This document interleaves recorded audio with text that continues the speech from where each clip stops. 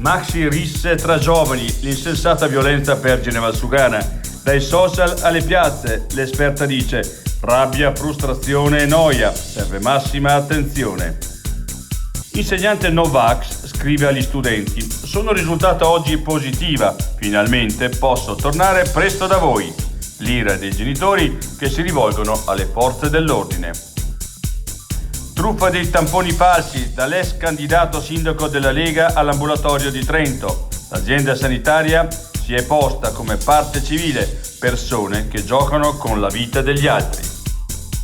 Covid, Bisesti, raggiunto il picco di contagi, calano le classi in quarantena. Oggi 1586 positivi e un morto, una persona non vaccinata. Trovata antica imbarcazione sul fondo del Garda. Il sub potrebbe risalire al tardo medioevo.